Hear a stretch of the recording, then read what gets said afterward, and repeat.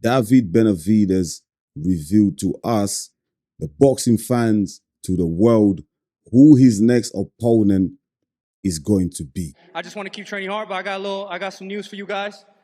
May 2nd, me versus Zurdo Ramirez. I'm going up to cruiserweight to challenge for his title, so I'm excited for that.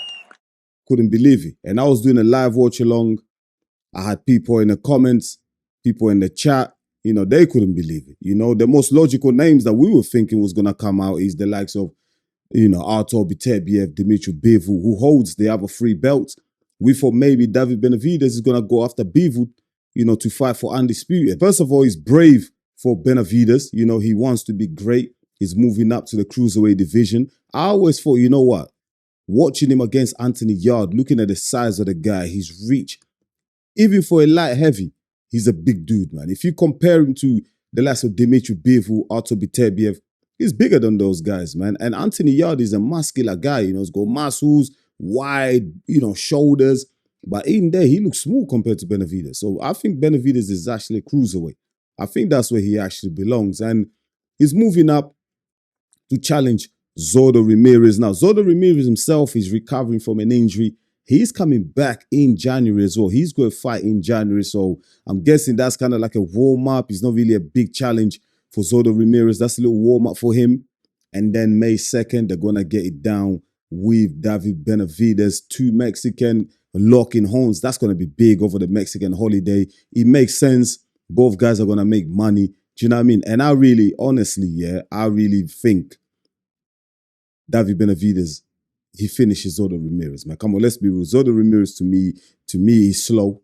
He's very slow. And he won't be able to handle the volume of David Benavidez, But obviously, I had a lot of people in my chat who are from Australia, down under, Samoans, and they were saying to me, yo, Enzo, you see what I mean? Once again, they're ducking our boy, Opetaia. Once again, Opetaia is being ducked. Because obviously, Opetaia has got a fight coming up on the Gold Coast, Tasman card. You got the likes of Taramuana on there. Justice Hune is fighting on that card. So Opetaia is fighting against Sin Cara. If he takes care of Sin Cara, which a lot of us, let's be real, we expect Opetaia to make light work of Sin Cara. I'm not looking past Sin Cara, but the quality, the caliber of fighter of Opetaia, he should be taking care of Sin Cara, who's had most of his fights in Germany. Do you know what I mean? Fighting at European level, domestic level. He hasn't fought at that elite level with such fighters like Opetaia. So Opetaia, what I was thinking is he gets rid of Hussein Sin Cara. After Zurdo Ramirez comes back, has his little warm-up fight in January. In May, we get Opetaia versus Zurdo Ramirez. But from what David Benavidez just revealed to the rest of the world, that fight ain't happening now, is it? It's not happening because it seems like, I think David Benavidez and Zurdo Ramirez are both promoted by Golden Boy. They're both under Golden Boy Promotions, I believe. If I'm wrong, please correct me in the comments. But I believe they are both promoted by Golden Boy. That's an easy fight to make. And it just shows you how the business of boxing works these days. You know what I mean? Like, they're already doing deals because the way David Benavidez announced that fight is as if it's confirmed. He's signed, sealed, like delivered, it's done. They've talked about it, before he even fighting Anthony Yarde, which is crazy. Like, did Opetaia know about this? Did Eddie Hearn know about this? What other promoters know about this? Does Turki Al-Sheikh know about this fight getting signed? Or is it just the 2 fighters getting together, having a chat about it, having an agreement between them or maybe management, and then him announcing it to the world? Sometimes fighters will announce something to the world because maybe they want Turki Al-Sheikh to co-sign the fight so he can fund it. Maybe it hasn't actually been physically agreed and physically signed yet. So I went over to the Ring Magazine website just to check it, just to verify it. And they are reporting on the story. The Ring Magazine have got it on their page as well. Like, the Ring Magazine ain't confirmed anything. What the Ring Magazine have done, they've just reiterated exactly what David Benavidez told the rest of the world. That's what they said. David Benavidez announced his fight against Zurdo Ramirez on May the 2nd. Las Vegas, likely. So it's going to be in Las Vegas, the United States. Obviously, listen, big Mexican community up in America. So it's gonna be epic. But the ring don't report anything about this fight being signed or anything like that. Any contracts being signed is none of that. They've just basically they've reported on what David Benavidez, said to us in his post-fight interview. And also if I just go back, Zurdo Ramirez, he's got a fight as well. On January the 16th, he's going to be defending his title against Robin Safar, which, I expect Zurdo Ramirez to get past Robin Safar, and then we're going to see that fight with David Benavidez in the summer, in May the 2nd. But what's crazy is, Zurdo Ramirez has been telling us that, he wants that smoke with Opetaia, it's because he's injured. This is what I said, look, every time Zurdo Ramirez has an opportunity to fight Opetaia, there's always an obstacle. There's always an excuse. There's always something. There's always something. And Opetaia has been chasing Zurdo Ramirez and Badu Jack for the longest. He's been chasing these two guys for the longest because he wants to unify. He wants to become undisputed at the cruiserweight division, so then he can move up to the heavyweight division, carry on with his career.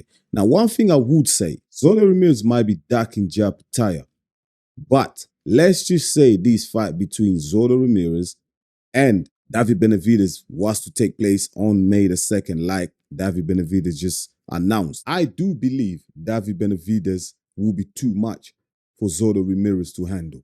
I know David Benavidez, he's the smaller man. He's going to be moving up to cruiserweight division. But I've seen a few pictures of these guys alongside each other. They're similar size, man. Do you know what I mean? I think they're good friends behind the scenes. They've sparred each other a couple of times. So they know each other well, man.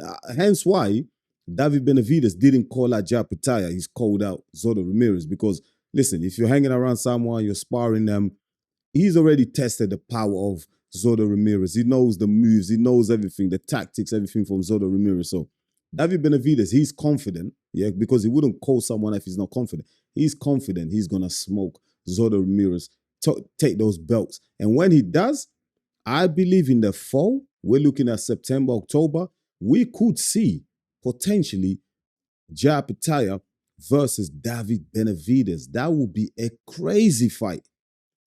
That would be a crazy fight. We already know Opetaia is not the one to duck a challenge. Opetaia will take on David Benavidez. And credit to David Benavidez, thus far in his career, he's been calling out the big names. He ain't ducked nobody. So if he moves up to the cruiserweight division, I trust in David Benavidez to offer that fight to Opetaia if he gets through Zurdo Ramirez, which I expect him to do so.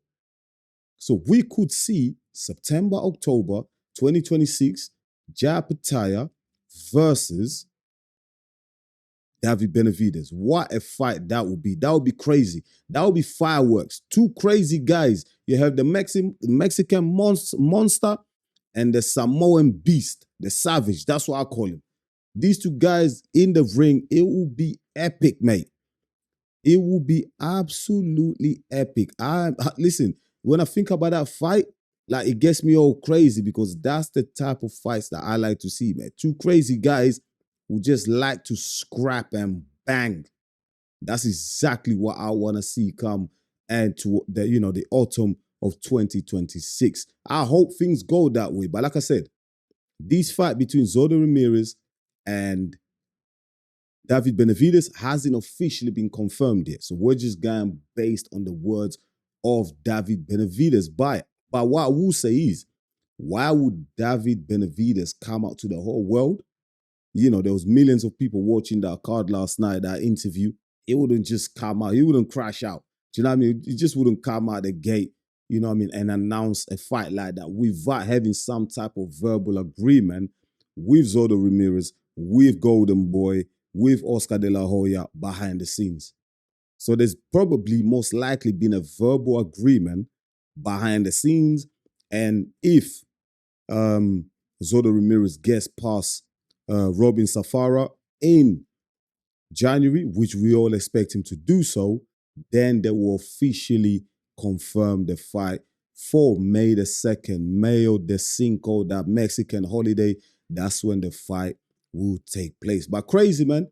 Crazy events in Riyadh. We all thought that, David Benavidez is now going to go after Artur Beterbiev. He's going to go after Dimitri Bivol. But now, he's challenging himself. He's moving up a weight class above to fight his fellow Mexican countryman, his sparring partner, his friend behind the scenes. He's going to challenge Zurdo Ramirez for his titles in the cruiserweight division. That is fascinating. My people, let me know your thoughts, man. Do you think this is all unfair to Opetaia?